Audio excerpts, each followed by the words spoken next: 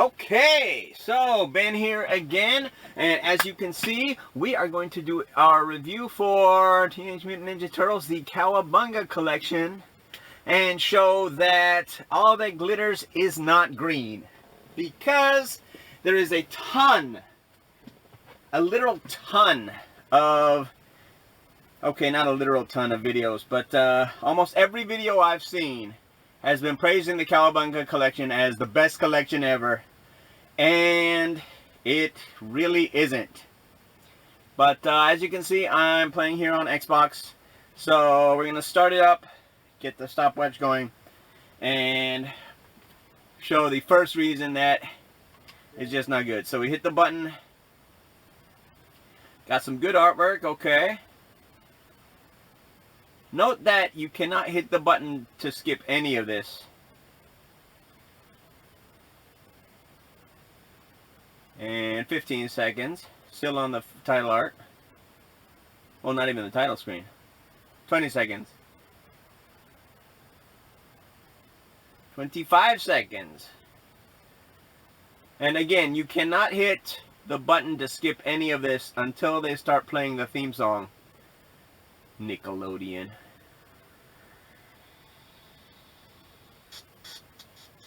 Okay, Digital Eclipse. And finally, after 47 seconds, you finally hear the theme song.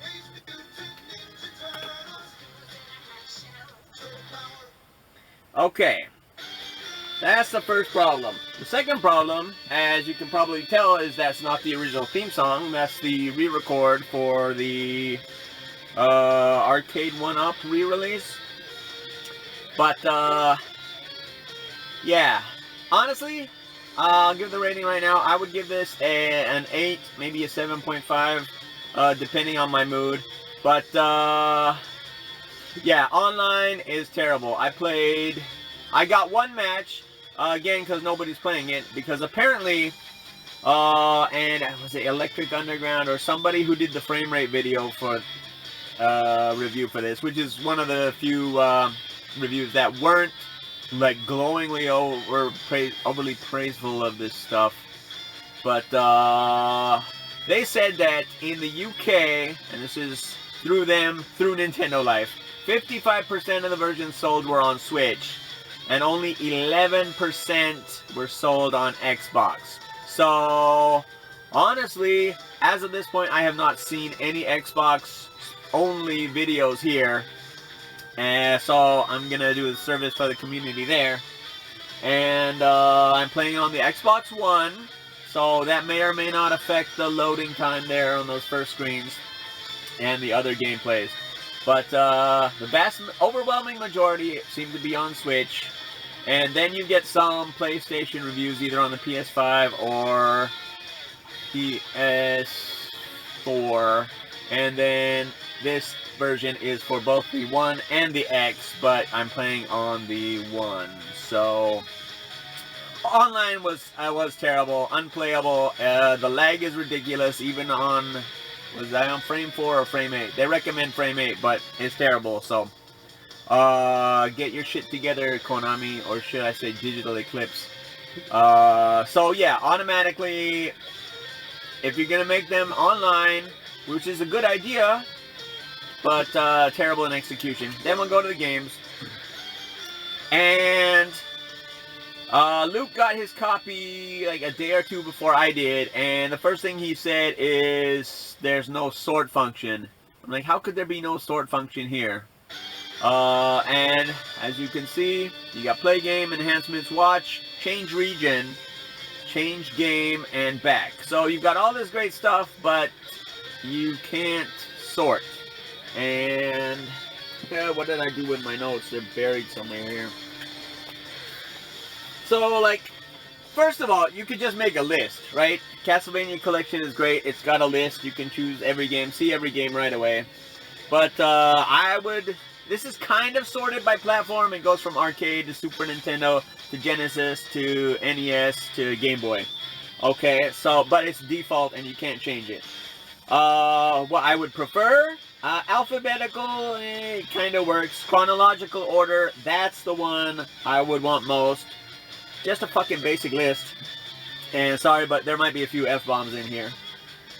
Favorites? Like, so you can pin your favorites to the top. That would be good. Or maybe a most played. Or even just listed by year. 1989. And so on. But, you know, there's nothing. There's just this thing we get. So, yeah, you get Teenage Mutant Ninja Turtles, the arcade game. And, I mean, the comics, yeah, they look pretty. But, again, form over function, right? If I want to get to the original game, so we got Turtles in Time there. Turtles in Time Arcade, the much superior Turtles in Time TMNT 4 for the Super Nintendo. Then you got Tournament Fighters. Then you got Hyperstone Heist. And then you got Tournament Fighters for the Genesis. And finally, original Teenage Mutant Ninja Turtles for the NES. So, let's see.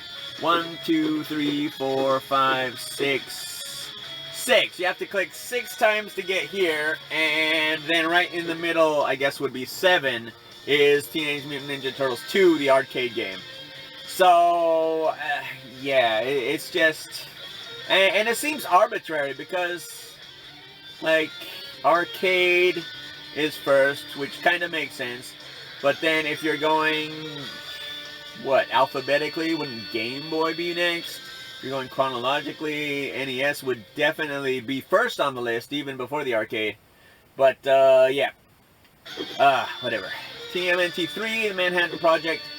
Tournament Fighters for the NES. Which I actually don't mind it being included, but, I mean, it was the last release and was kind of a why was it made in the first place release. Then we got Game Boy 1. Follow the Foot Clan, Back from the Sewers, Game Boy 2. The third game, Radical Rescue. Yeah, which is kind of an exploration and game. You rescue the guys and gain different skills to progress through different areas. So some would call that the genre that Symphony of the Night is, but I don't like that term. So, okay, and then we're back around here. Now, let's get into the nitty-gritty here. Enhancements. So these are supposed to make the game better, and do they really? You can set the starting level. Okay, so if you wanted to just start on the Technodrome and go straight to the end, you could do that. God mode, you can kill everything in one hit. But what's the point? You get unlimited credits by hitting the, I don't even know what these are called on Xbox actually, but it would be the start button on any other system. So, you know, that's completely unnecessary in this game. Penalty bombs. Okay, yeah, if you stand there too long, then Splinter's going to tell you to hurry up, and you're going to die. What was that Turtles for? Or Turtles in Time. Anyway, Nightmare mode. Increase the difficulty. This is the only actual enhancement that you can do here. But what you really want is to go into the arcade board and flip all the dip switches and adjust it to your like. Because you can do that on a real machine. Set the difficulty, set how many credits need to be, or how much credits are, right? 1/4, 2/4, whatever. So that's really the feature I would want here. And, you know, I played it and I noticed something was off. You can't... The supers aren't coming off, and only a poor carpenter blames his tools, a poor mechanic blames his tools, so I can't blame the controller.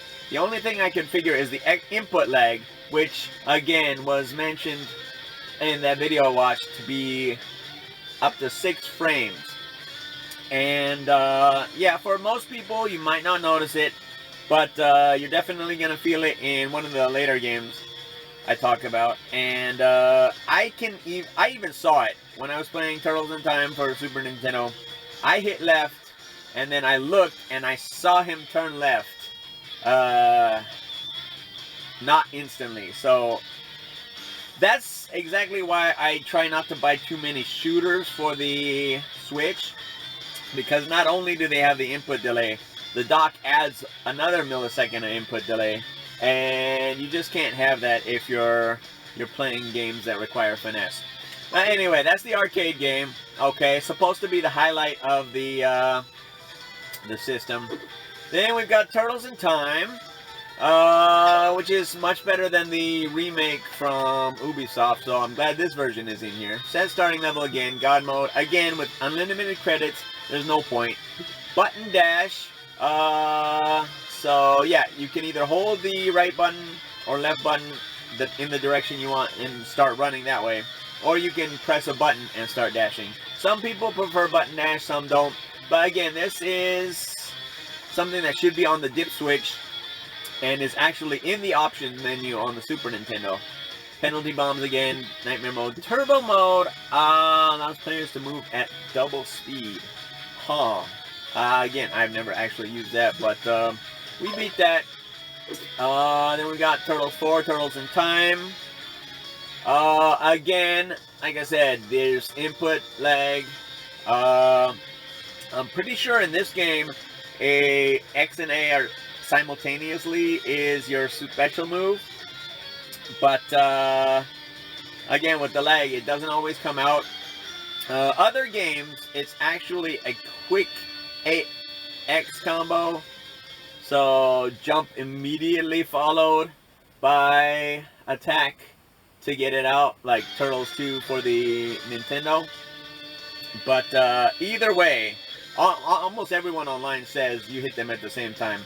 And I can pull them off somewhat frequently, but not all the time. And again, that can only be down to input lag. Tournament fighters, what do we got here? Playable bosses. Okay, so that's a good bonus. You can put that on. And I guess a lot of these for the consoles, you're really just not having to input the code because it's already, most of the stuff is already in the game. So that's cool. Extra versus stages. Okay, I'm not sure why you would need that. Maximum speed. Enables high speed 3. Okay. Extra lives.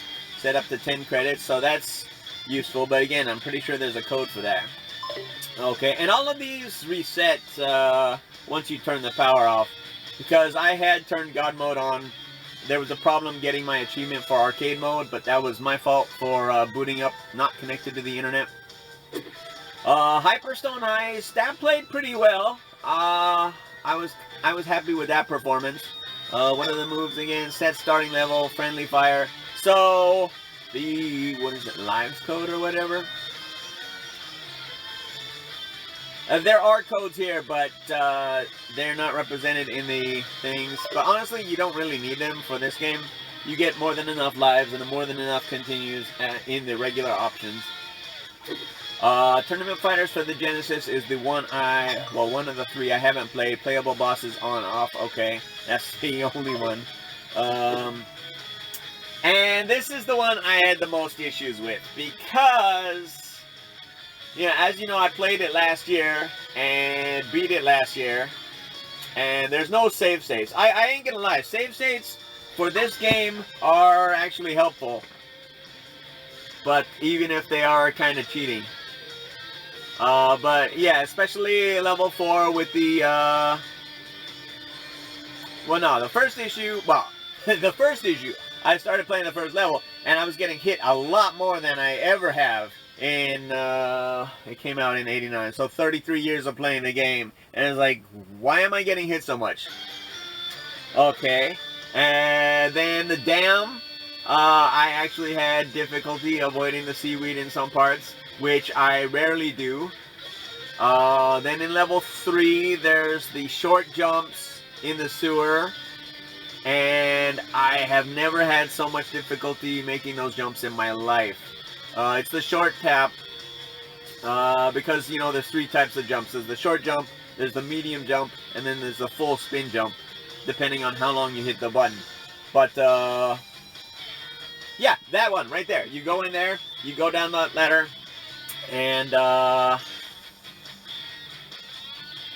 yeah, ridiculous.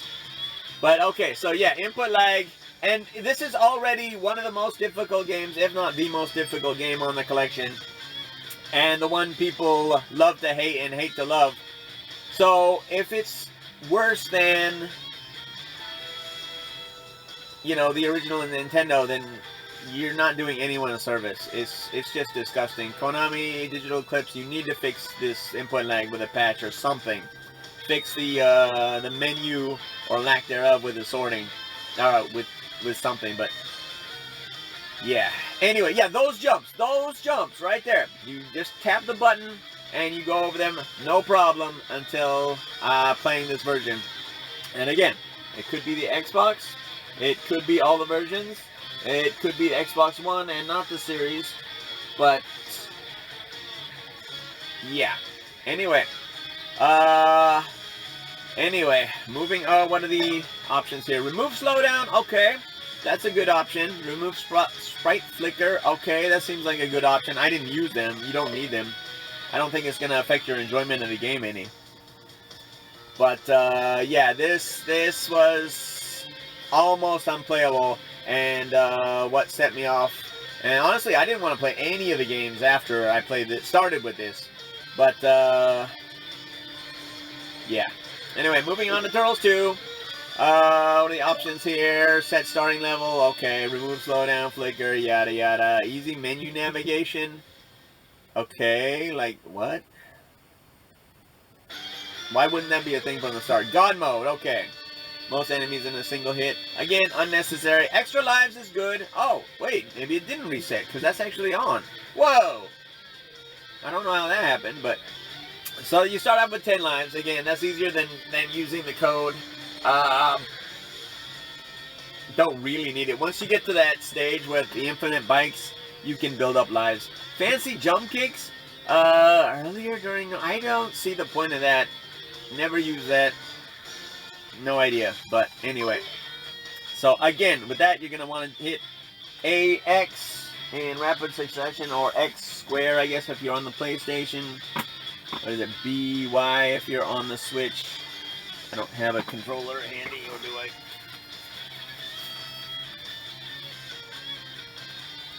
Is that AX? No, BY, I was right. Okay. Yeah. Then there's Turtles 3. What did we do here? We turned infinite lives on, and it's unnecessary, because you get more than enough lives and more than enough credits to beat it. I beat that, you know, last year, so obviously you don't need that. You can see the rest of the options there. Moving on, again, we haven't played Tournament Fighters yet. What are the options there? Remove slowdown, sprite flicker, Clash of the Hotheads. Well, it's Hothead versus Hothead battles and versus in tournament modes. Okay, and it says to use that with sprite flicker. I didn't have too many problems with Follow the Foot Clan. And again, if you take it slow, it's really not that difficult. Teenage Mutant Ninja Turtles 2, Back from the Sewers. Okay, so this one, set starting level. Okay, you can see I did that. Infinite lives. Okay, you see I did that. My problem with this game is not so much the game or the options itself. Again, I think the Game Boy games, whatever emulator they're using, seems to be okay so far for 2 out of 3, but the checkpoints, this game is poorly designed, especially the last level, level 6. So you got one area you got to get through, okay. You got another area you got to get through, okay. You got a third area you got to get through, okay. And then you got the, well, it's a mini boss, but it's really the first boss. Alright. And the checkpoints are just absolutely freaking terrible. Then you got one more stage, I think, and then you got the final boss. And the final boss is easy once you know the pattern and where to stand. But if you don't, then you could have trouble. And you die, they set you back not to right before the final boss, after you lose one of your turtles. They set you all the way back to that stage before him, and which would be the 5th part of that final level. So that's just too far. And on top of that, that stage is ridiculous because they've got infinite spawns, and they spawn almost instantly. So you kill a mouser, and then you try to go past where the mousers are spawning from, but no, there's already the next one spawning right on top of you. So it's really poorly designed. And that's the first time I've said that about one of the Ninja Turtles games here. So it's not fun. And so to get back there, and this is the other thing, I mentioned that blue X for watch.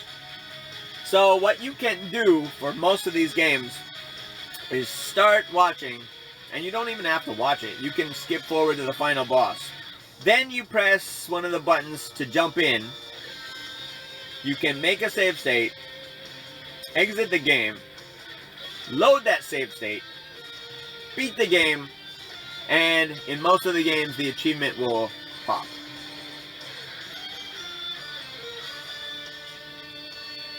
So that completely cheapens like the point of the achievements, and we'll get to that list later hopefully, because it's really bad. And look how fast they're spawning. You're just trying to walk and these stupid things keep spawning. But that's not the section I was talking about. Anyway, this game is just poorly designed. Then we're going to Radical Rescue, which I haven't played yet, but yeah, pretty much all the turtles look the same. That's they could have done a little more with that sprite work. Speaking of sprite work, that compared to the first game is, yeah, it's a downgrade in my opinion. Anyway, and that brings us back to the arcade game. So yeah, shall we? No, let's stay in the games first. So we said online sucks. Turtles Lair. Again, search is alright. You can search anything. So like, you have all these options here for search filters, but not in the actual game. What's the point of that? Boxes and manuals, that's cool. Okay, now this is stuff that's good. It's got all of the scans here. At the front, you got the back, you got the Japanese version. And back, and you can zoom or move it around with the right stick. Zoom was the right trigger. Okay, so that's cool. Manuals, and yeah, you need to be able to read those. And you can access the strategy guides in game as well from the same R1 or R bumper menu that you do, or is it ZL, I guess? ZR? No, just R on the Switch. Okay. But yeah, so you can access the strategy guide, which is where? Strategy guides, okay? So they put together little Nintendo Power like blurbs for each of the games. Yeah, that's pretty cool. So, can't complain about that too much. But okay. You got ads and catalogs. Again, now, this is fine, but you don't get anything for actually beating a game. So, like, the printed material should have been an unlock after you beat the game. I think that would have been better than just giving it to you right at the start. There's no reward other than the achievement, and if you're playing on Switch, you don't get even achievements. So, it's like, you're playing the games for fun, I know, but ads and catalogs should have been a reward for beating the game. Comic books could have been a reward for beating one of the games. Because you got, well, can't read that because I'm going too quick. So you got the original comics, you got adventures, and I think I saw that one. So 2011. So like you beat games here, and these could have unlocked after, you know, beat one game, beat two more games, beat 3 games, and beat all the games they could have unlocked, and I would have been happy with that. Or you know, same with each of the sub-menus here. And then you go in and it's just the cover.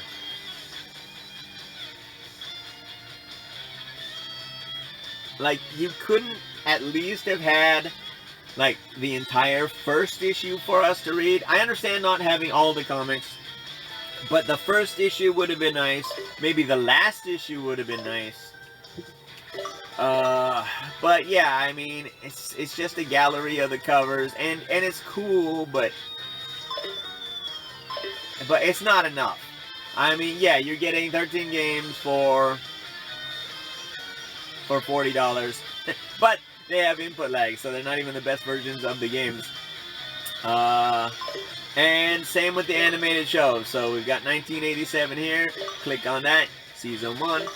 Press the button, and you've got screenshots. Like, again, couldn't we at least have had the first episode, or even the first 5, the entire first season would have been nice. But surely there's enough data on the Blu-rays, and probably the Switch cartridges too. Season 2, same thing. You got screenshots. Yeah, just very, very disappointed with the bonuses here. You got the 2003 cartoon again, screenshots. It's and these CGI turtles. Okay, so if you hit A, you get some information, I guess. But wow, that CG looks terrible. Oof. And then Rise of the Ninja Turtles, which is even worse looking. Wow. These don't look too bad. Yeah, those look pretty good. They're not the originals, but that's your best bet for Turtles. Behind the scenes, again, what is this? The pictures are great. Okay. The artwork is fantastic, but there's no interviews from any of the original developers. Again, something that could have been unlocked once you beat each of the games, right? So we got Ninja Turtles from the NES. Okay. You got some concept documents. Okay, yeah. Beat Stage 2, unlock this. Beat Stage 4, unlock this. Beat Stage 5, unlock this. Beat Stage 6, unlock some interviews. It wouldn't have been that much more work. It would have been a much better collection. Again, it's not the perfect collection that everybody thinks it is. Yeah. I mean, again, these aren't bad extras. It's just not enough. Not enough. Mega Man X 1 and 2 collections, I think, was also done by Digital Eclipse. They had the animated series, like 1 episode or something on there. That was a much better collection, much more playable. I didn't notice any input lag there. My only problem was that stupid touchpad on the PS4 controller, which is way too close to the square button. So every time I try to shoot or do one of the fancy sliding jump moves for while charging for Mega Man X, you know, I hit the stupid touchpad. But anyway, so behind the scenes is alright, and goddamn music again. This is good, it's convenient. Again, many of the games you can actually do this within the menus themselves. But does that look like Turtles in Time to you? This is Turtles in Time. That says Teenage Mutant Ninja Turtles, and the cassette says Turtles in Time. Come on. So. Oh, God, it's so nasally, and, no, yeah. So that re-recording is just awful. I don't know why. They don't have the licensing to the proper song, but it's just bad. And then you've got Pizza Power. Pizza Power! Which I gotta admit is pretty cool. Although I didn't play that one nearly as much as TMNT 4, so this is the one I remember. No, not that. Where is it? Turtle Power at the end? Yeah, it's gotta be at the end there. Somewhere?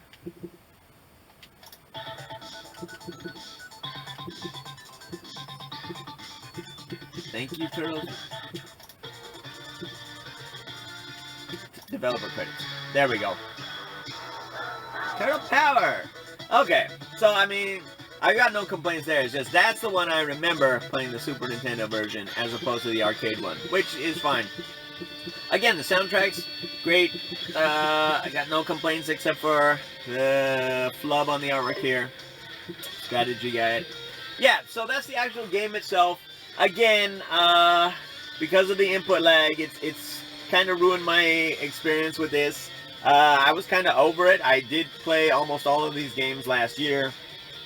So, playing them, all of them on back-to-back days, without the 31 days power, without the Turtles cartoons to mix it up, was a bit of a chore. But, yeah, so, final thing I want to talk about is achievements. Is it just the X button? Yeah, we'll go home. See all achievements, and this is an absolutely piss-poor list. So, we've already said that for many of the games, you can just play the game, watch the game, and jump in at the end and unlock the achievements. But you've got 13 achievements, and I guess 14 trophies, because they would have the platinum. But defeat Karai in the story battle, Super Nintendo, okay. Beat Hyperstone Heist. Beat Turtles in Time. Again, I played them in chronological order, so these are going to be reversed for a minute. Beat TMNT 3. Beat TMNT 2. Alright, Game Boy, Back from the Sewers. Again, terrible design. Callback. So you can see, they're just beat a game, get the 70 points, and then, for the main games, and then the 3 tournament fighters are beat the game, get 100 points. And that's it. There's not even play all games, get an achievement like there was for Castlevania. Beat all games, get an achievement or trophy for Castlevania. Like nothing creative, like finish an entire level without getting hit or without eating a pizza. And that would make it more difficult not getting hit, which I can see would be stupid, but like something. Get zapped by the lightning intentionally, because you don't want to get hit by Krang's laser, right? Or any of the lasers, to be frank. But what the hell? It kind of ate my achievement logo, or the ones I haven't beaten yet. What? Okay. Weird. Anyway, yeah, so again, beat a game, get the points. Beat a game, get the points. That's it. Nothing creative. Beat the game with each turtle. You could have done that for arcade. Beat a game with 4-player game with all 4 turtles. That would have been cool. So again, just nothing creative with the achievement list. Nothing creative with the trophy list. Watch a video and get most of the trophies for free anyway. Most of the achievements for free. It's bad. Achievements and trophies should be locked if you use watch mode, and you shouldn't be able to jump in and make save states. I can understand using the practice, or if you want to jump in and get the practice against the boss, but there's also stage select on most of the games, so you should use the stage select option, and that's how you get the practice to get good for 1 credit clears or whatever you want to do. So yeah. Anyway. What? So, that is my review / list of problems with Teenage Mutant Ninja Turtles, the CowaBUNGLE collection. Again, it's not the greatest collection ever, like a lot of YouTube videos have been using, probably for clickbait. But, yeah. Again, for some of the games, it's the only place to get it, and I'm not saying it's not worth buying. I'm just saying it's not the perfect collection and needs a lot of work to get good. Turtles has been available in arcades. Okay, it was available on Xbox Live. Not any longer because I couldn't buy that last year. Again, the arcade 1-up release, if you want to spend a lot of money and buy that, that's also a way to get it. But this is the best place to get this game. Same with Turtles in Time. The best place to get this game is still the Super Nintendo. Tournament Fighters. I'm sure I experienced input lag, but the game is so funky I didn't notice myself. But, yeah, I think this is the best place to get it, because it's not really a game that, unless you're a Turtle fanatic, you're going to want the original for. Hyperstone Heist. With the prices on the Genesis and Mega Drive, this is the best place to get it.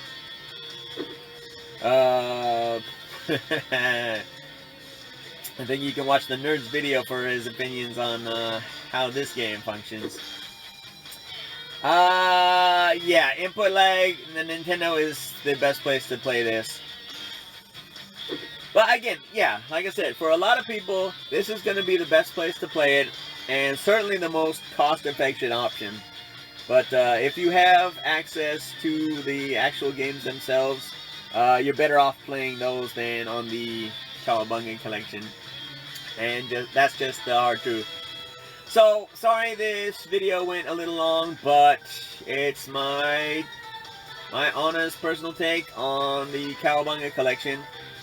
Again, if you're not experiencing these problems and you're having fun playing it, then that's great. I wanted this to succeed, and I want you to have fun playing it. So if you're enjoying your version, then hey, that's great.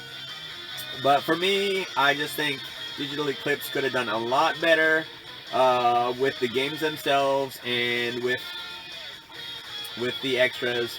Certainly they did the price right, but yeah. So if you stayed on with me for the whole video, thanks for watching. Comment your experiences down below, and until next time, have a good one.